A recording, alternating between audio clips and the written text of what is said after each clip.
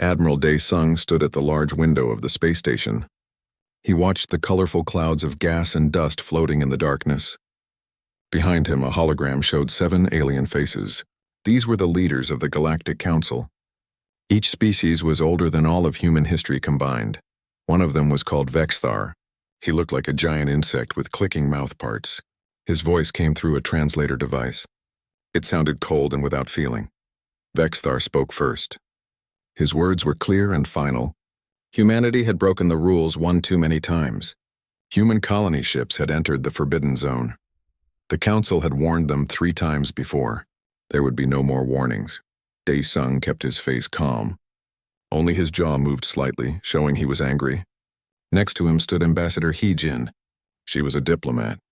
Her training helped her keep her face blank and unreadable. She had told Dae-sung this moment would come. Dae-sung began to speak. His voice was steady and controlled. Those colony ships carried 15,000 people. They were families with children. They were looking for planets where they could live. The Council's rules kept humans trapped in a few star systems. Those systems could barely feed everyone. Another alien spoke next. This one was made of crystal that bent light into rainbow colors. Its voice sounded like wind chimes in a storm. It said humans bred too quickly. That was not the Council's problem. The rules existed to keep the galaxy stable. All species must follow them. Hee-jin could not stay quiet anymore. She spoke out. She called this stability a lie. Humanity was pushed into poor star systems while older species kept the rich ones. Humans were dying out there, she said. A third alien leaned forward. This one was called Melchar. He was tall and covered in shiny scales like a reptile. His eyes were ancient and cold. He looked at the 2 humans with those old eyes. Melchar said humans multiplied like spores spreading across worlds. Their hunger for more was endless. The Council had been patient. But this latest mistake demanded punishment. Dae-sung asked what punishment they had in mind, though he already knew the answer. Vexthar's mouth parts spread wider. For his species, this might have been a smile. He explained the punishment. The Council fleet would surround all human star systems. No ships could go in or out. The human economy would die in 6 months. Humans would learn to live with less, or they would not live at all. After the hologram turned off, the room became very quiet. Dae-sung stood without moving. His hands were locked behind his back. Hee-jin walked to the window. She could see her own face reflected in the glass with the stars behind it. She whispered the words, 6 months.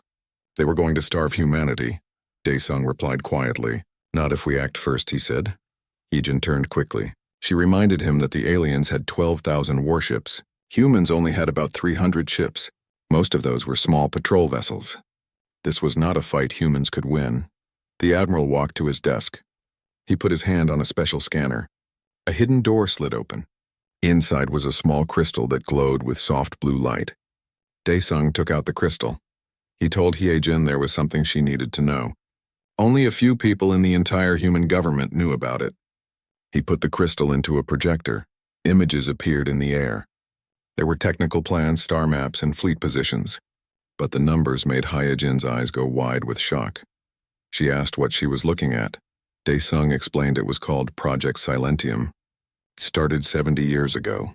That was 2 months after the Council forced humans to sign the peace treaty. While the aliens watched the public military, humans built something else in secret. Hee-jin looked through the data.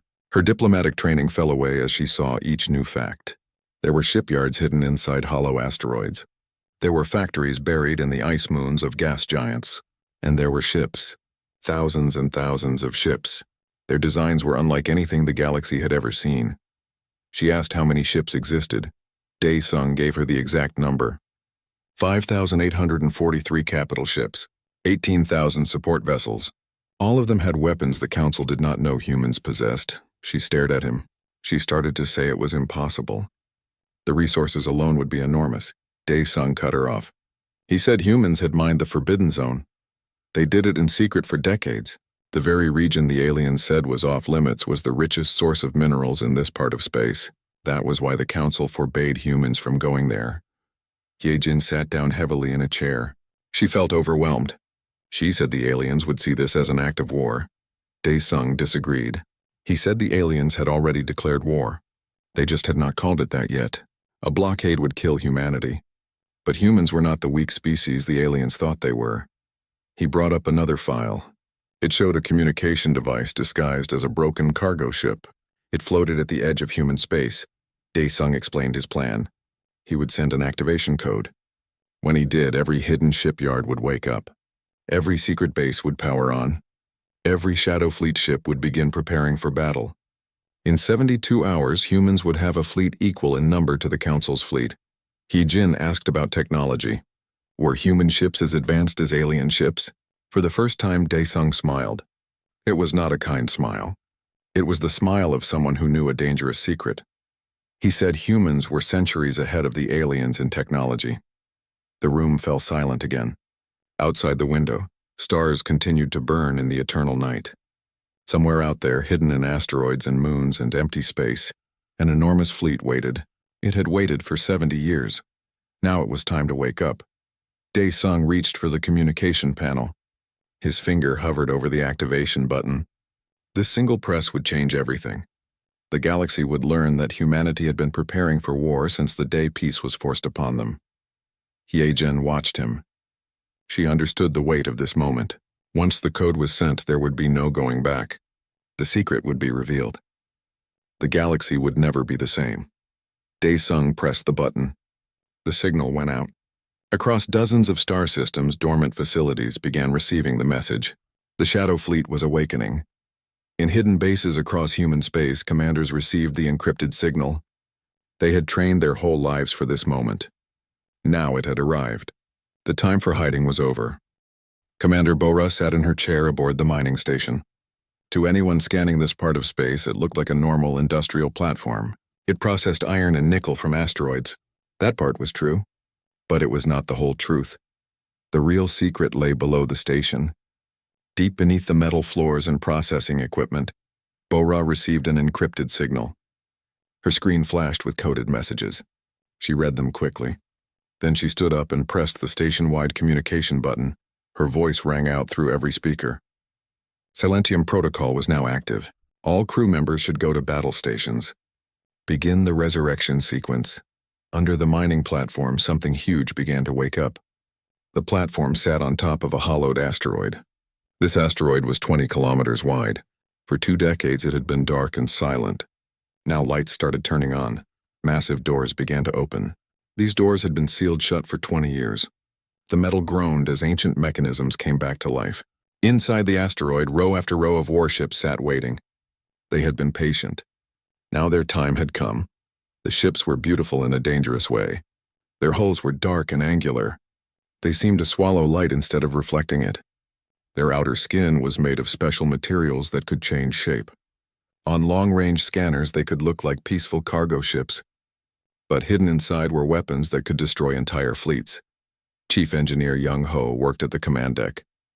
His fingers moved quickly over the holographic controls. Reactor cores had been sleeping at minimum power. Now they roared to full strength. Energy flowed through systems that had not been used in years. Young Ho called out a report. All vessels were responding. There were 37 dreadnoughts, 144 cruisers, 420 destroyers. Every weapon system showed ready status. Bora nodded. Her face was serious and grim. She had trained her entire adult life for this moment. She always hoped it would never happen. But now it had. She felt afraid and excited at the same time. She gave the next order. Open a secure channel to all Shadow Fleet command nodes. Begin synchronized emergence. Across dozens of star systems, the same scene played out. What the Galactic Council thought was human industrial sprawl revealed its true purpose. Mining operations were not just mining operations. Research stations were not just research stations. Colonial infrastructure was not just infrastructure.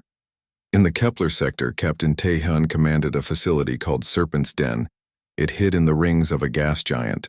The Council had marked this planet as worthless. They were wrong. The facility housed experimental ships. These vessels had quantum displacement drives. They could phase through solid matter like ghosts. Their weapons could bend and twist space-time itself. Vice Admiral Ji-woo watched over the Titan-class carriers. Each carrier was as big as a small moon. Inside each one were thousands of autonomous fighter drones. These drones were controlled by quantum computers. The computers were linked together across space in ways the Council had never imagined. The Forbidden Zone held the greatest secret of all. This was the region the Council had banned humans from entering. Deep inside it were 6 special ships. They were called Worldbreaker-class siege vessels. Each one could crack a planet's outer shell with sustained fire. Fleet Admiral Sunmi stood on the bridge of the flagship. The ship was named Indomitable Resolve. Around her, holographic screens showed real-time data from every hidden base. The data streamed in from across human space. Her tactical officer gave a report. 72 hours until full mobilization. Current readiness was at 43%. The number was climbing steadily. Sunmi allowed herself a moment of satisfaction. For 70 years, humanity had been patient. They endured the Council's arrogance. They accepted territorial restrictions. They smiled at casual cruelty, all while building an arsenal in secret. An arsenal that would change the balance of power in the galaxy. She gave an order. Send a message to Admiral Dae-sung. Tell him the Shadow Fleet is awakening. Tell him humanity will not go quietly into the dark. The message was sent through quantum-encrypted channels. No one could intercept it. No one could decode it. Sunmi turned to look out the viewport. In the distance, Shadow Fleet vessels were beginning to move. Their engines lit up with blue-white fire. The glow seemed wrong somehow. Like it broke the rules of physics the Council thought they understood. The galaxy was about to learn an important truth. Humanity had been preparing for this war since the moment peace was forced on them. Every year of peace had been a year of preparation. Every treaty signed had been cover for secret construction. Every smile had hidden determination. Now the preparation was over. Now came the revelation. In hidden bases, captains powered up their ships. Engineers ran final system checks. Weapons officers calibrated targeting systems. Communications specialists established secure networks. Supply officers inventoried ammunition and fuel. Everything humanity had built in secret was coming online. The industrial capacity of an entire species, focused for 70 years on a single goal. The goal was survival. The goal was freedom. The goal was to never again be at the mercy of others. The Council thought they knew humanity. They thought humans were young and weak. They thought humans would accept any terms rather than fight. They thought humans would surrender when faced with overwhelming force. They were wrong about everything. Bora watched her screens as more and more ships came online. Green lights replaced red ones. System after system showed ready status. In a few hours, her small part of the fleet would be fully operational. Multiply that across dozens of systems, hundreds of bases, thousands of ships. The Shadow Fleet was not just a military force. It was a statement. It said humanity would not be controlled. It said humanity would not be limited. It said humanity would determine its own fate. Young Ho called out again. All primary systems online. All secondary systems online. Weapons hot. Engines ready. The fleet was ready to fly. Bora gave the order she had practiced 1,000 times in simulation. All ships prepare for emergence. On my mark. She watched the countdown timer. 3, 2, 1. Mark. The ships began to move. First 1, then 10, then 100. They emerged from their hiding places. They left the asteroid bases and ice moon facilities. They rose from gas giant atmospheres and emerged from artificial camouflage. The Shadow Fleet was no longer hidden. The galaxy was about to see what humanity had built. Counselor Vexthar stood before the tactical display. He was aboard the Council flagship called Eternal Dominion. The hologram in front of him showed human space. It showed the position of every human ship. 300 vessels, exactly as their intelligence had predicted. Vexthar gave an order. Deploy the blockade fleet. Use standard formation. The humans would give up within a week once they understood they could not win. His tactical officer was named Zextal. He was also from the Kree species. He made clicking sounds of acknowledgement. He reported that Fleet Admiral Melchar had positioned his forces. 1,200 capital ships blocked 14 entry points to human space. All human trade routes were now cut off. Vexthar felt satisfaction flow through his mind. Humans were clever, yes, but they were young. They did not have thousands of years of experience. They would learn to be humble, like all new species eventually did. Then the sensors started screaming warnings. Zextal's voice carried panic. No Kree warrior should ever sound panicked. But his voice shook as he spoke. Multiple contacts were emerging. They were everywhere. Gravity wells were forming across 17 star systems at the same time, the tactical display filled with red warning symbols. Asteroids that were marked as simple mining sites started breaking apart. Massive warships emerged from inside them. The rings around gas giants opened up and released entire fleets. What looked like civilian structures transformed before their eyes. Vexthar whispered that it was impossible. His translator tried to capture the horror in his voice. Their fleet counts had been perfect. They had tracked every human ship. The tactical officer's mandibles trembled as he gave a new report. Sensor data was being revised. Contact count was now at 5,932 capital ships. The count was still rising. More ships were still emerging from hiding. At that exact moment, every council ship received a transmission. It came on all frequencies. No one could block it or ignore it. Admiral Daesung's face appeared on every screen. He looked calm. His face showed no emotion. He spoke to the Galactic Council and all member species. For 70 years, they had treated humanity like children who needed to be managed. They restricted human territory. They limited human resources. They dismissed human concerns. They believed humans were weak because humans seemed to obey. The view changed. Now it showed the Shadow Fleet in full strength. Thousands of warships hung in space. Their designs were sleek and dangerous. They were arranged in formations that showed both tactical skill and overwhelming power. Daesung continued speaking. The Council had been wrong. While they watched the public military, humans built this secret fleet. While the Council hoarded resources, humans found their own. While the Council assumed humans would accept being controlled, humans prepared for freedom. Aboard the Eternal Dominion, Councillor Melchar pushed Vexthar aside. He activated the return communication channel. His voice was full of rage. He shouted at the screen. How dare humans threaten the Council? The Council commanded 12,000 warships across 100 star systems. The human fleet was impressive, but they were still outnumbered 2-1. Stand down before we destroy you, he demanded. Daesung's expression did not change. If anything, his eyes became colder. He said numbers did not matter. What mattered was capability. He would demonstrate. He nodded to someone outside the camera view. In the Helios system, something happened. One of the Council's fortress stations suddenly found itself targeted. This station was a military installation. It had stood for 3,000 years. A single human ship approached it. The ship was small by capital ship standards. It was barely 300 meters long. It did not fire missiles. It did not fire plasma weapons. Instead, it activated something the Council had never seen before. The weapon was called a gravitational lance.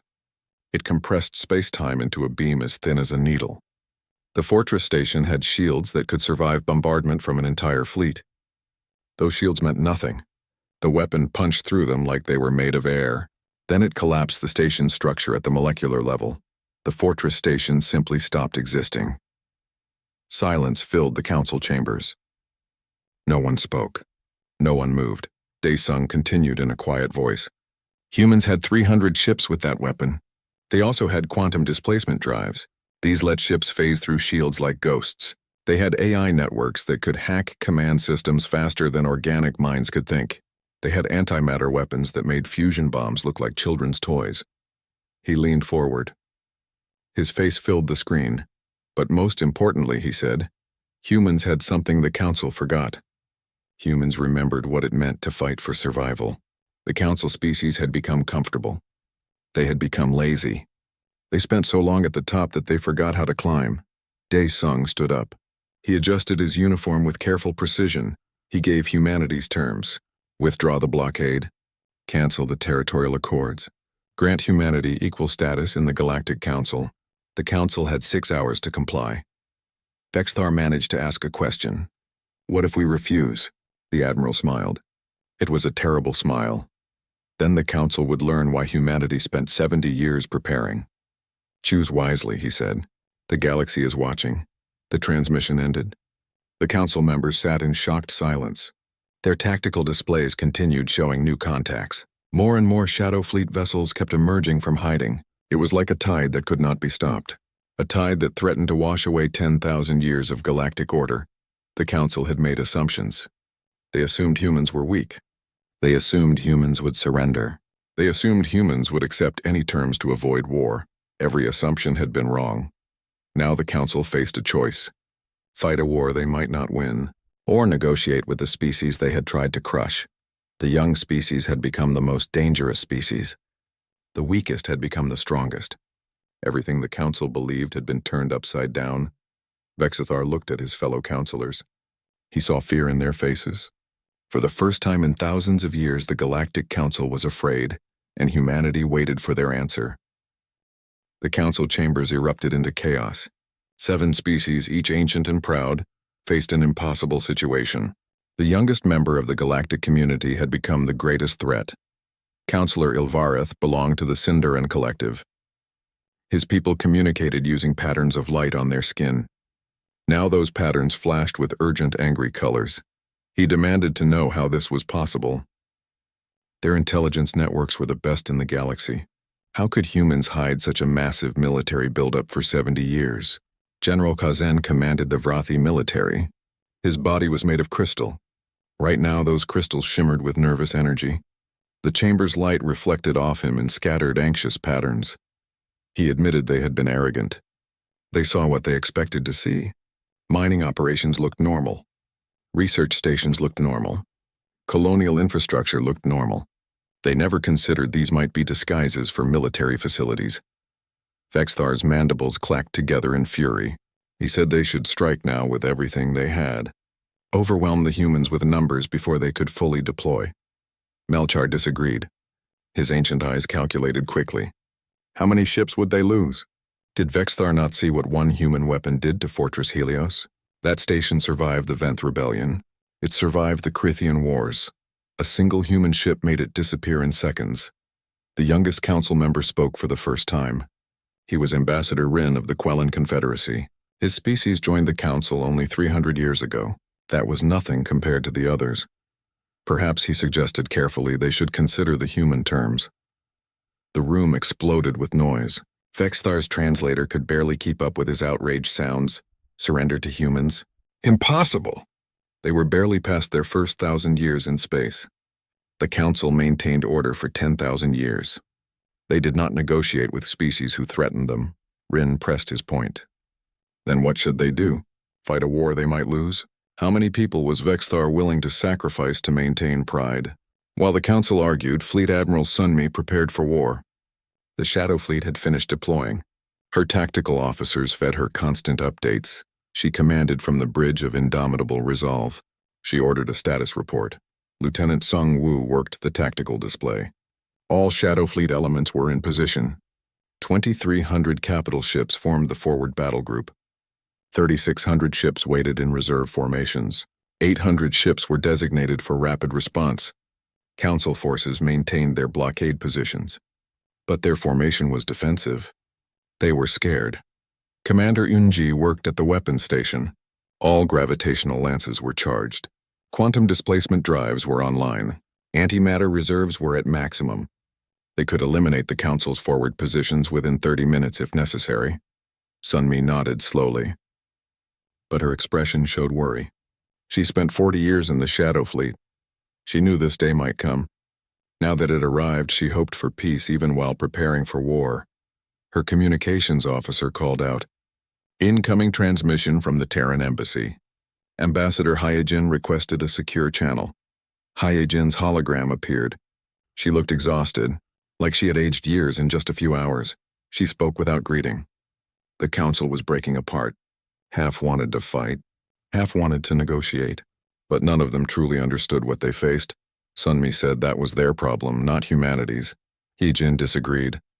It became humanity's problem if they chose to fight out of ignorance. She spent 20 years as a diplomat among these species. She knew them. Their pride was almost as strong as their survival instinct. If humans pushed too hard, some would fight just because they could not stand looking weak. Sunmi asked what Hyojin suggested. Give them a way to save face. They needed to see human superiority clearly, but it must be done without humiliating them so badly that war became their only option. Sunmi asked how. Hyojin smiled, but it was a grim smile. Propose war games. Sunmi raised an eyebrow. War games? With the Galactic Council? Hyojin explained. Show them what a real battle would look like, but without actual deaths. Give them a simulation where they could use their best tactics against human tactics. When they lost, and they would lose, it would not be because humans destroyed their real fleets. It would be a lesson learned safely. Sunmi thought about this for a long moment. It was risky. If the simulation was not convincing, the Council might still choose war. But if it worked, it could save millions of lives. She made her decision. Draft the proposal, but make it clear this was a one-time offer. If they refused, or if they tried to use it to stall while regrouping, humans would proceed with Daesung's ultimatum. 6 hours, then the shooting started. Heejin nodded. She would present it immediately. After the hologram faded, Shengwu spoke quietly. Did the Admiral think they would accept? Sunmi stared at the tactical display. Enemy fleet markers pulsed in defensive formations. She thought they were smart enough to take any chance to avoid war. But some of them were arrogant enough to believe they could still win. She turned to Yunji. Make sure every system was at peak readiness. If this went wrong, they needed to end it quickly, Yunji acknowledged. They would be ready. Sunmi looked back at the stars beyond the viewport. Somewhere out there, the Council was making a decision that would determine the fate of trillions of lives. She hoped they would choose wisely. But hope was not a strategy. So she prepared for war. The clock counted down. 6 hours became 5. 5 became 4. The tension built with each passing minute. Both sides prepared. Both sides watched. Both sides waited. The galaxy held its breath. The Council accepted the proposal with 47 minutes left on the deadline. The war games would happen in the Nexus Array. This was a huge network of quantum computers the Vrathi built long ago for planning battles. Both sides brought their best commanders. For the Council, General Kazen commanded the Vrathi forces. Warlord Vexthar led the Kree swarm. Admiral Thelkor of the Boran Protectorate coordinated everything. They had fought together for centuries. They knew each other's methods perfectly. For humanity, Fleet Admiral Sunmi led the team. Admiral Daesung and Vice Admiral Jiwoo worked with her. They had never fought a real large-scale war, but they had something the Council did not. For decades, humans ran simulations against Council tactics. They practiced endlessly in secret. The simulation began. The Council used their standard blockade formation. They had used this same formation successfully for thousands of years. 12,000 warships arranged in defensive shells around human space. Rapid response fleets waited to counter any breakthrough. The human response was immediate and brutal. Instead of attacking the blockade directly, human forces activated quantum displacement drives. Half the human fleet simply vanished from normal space. They bypassed the defensive perimeter completely. They appeared directly at the Council's command centers. The remaining human forces used gravitational lances. These weapons punched through Council shields as if the shields did not exist. Within 15 minutes of simulation time, the entire outer defensive shell collapsed. General Kazen watched in horror. His carefully arranged formations fell apart. He tried to adapt. He pulled his forces into tighter groups to concentrate firepower. But human AI networks hacked the command systems. They fed false data. They created confusion. Organic minds could not keep up. 37 minutes into the simulation, the Council fleet had suffered terrible losses. The simulation ended. Human forces had destroyed or disabled 73% of Council warships. Human losses were only 8%. Silence filled the observation deck where the Council representatives watched. Vexthar whispered it was impossible. The simulation must be broken. Melchar demanded they run it again. Different settings. The humans just got lucky. They ran the simulation 6 more times. Each time, the Council commanders tried different strategies. They tried offensive assaults.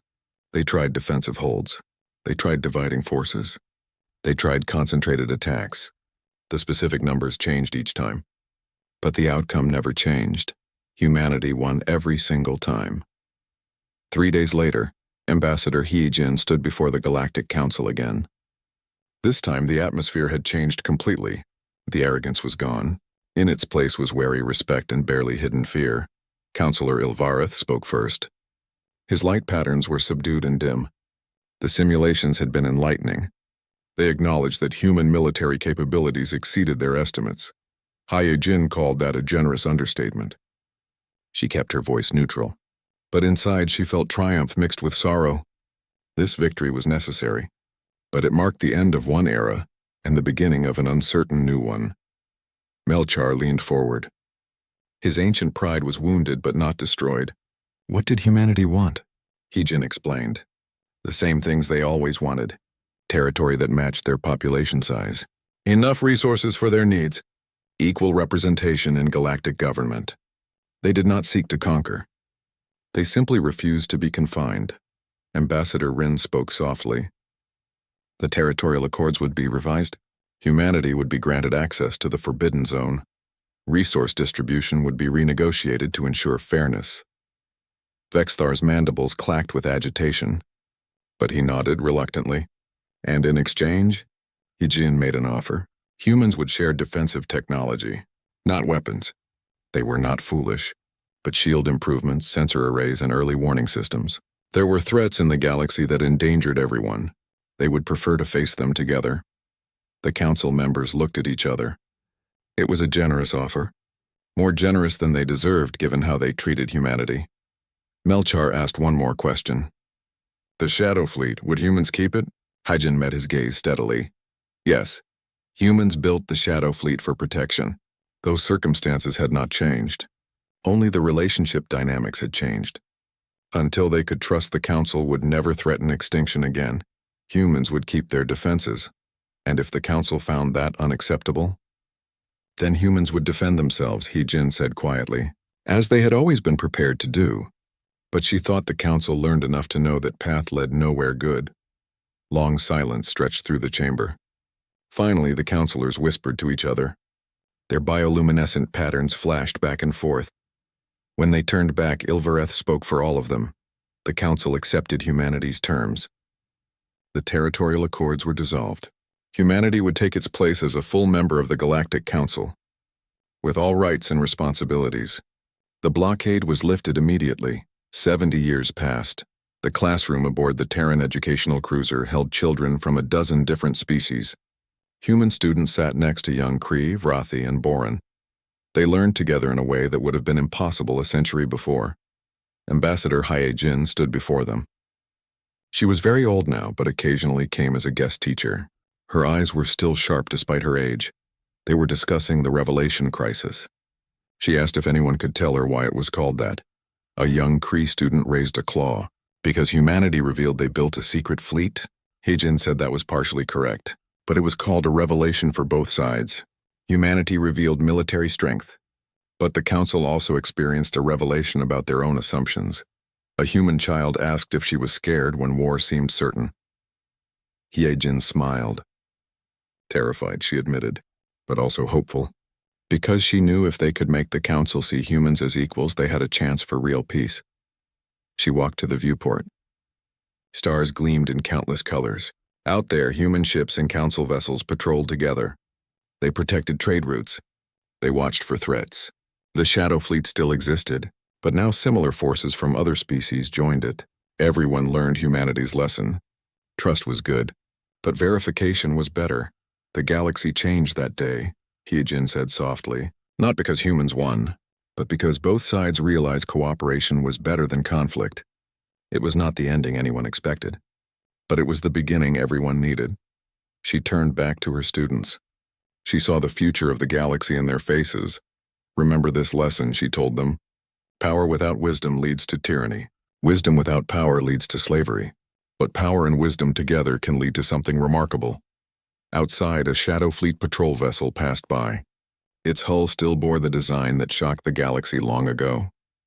But now it flew with Council ships. Their differences were set aside for a greater purpose. Humanity unveiled its secret fleet. The galaxy pleaded for mercy, but in the end they received something better.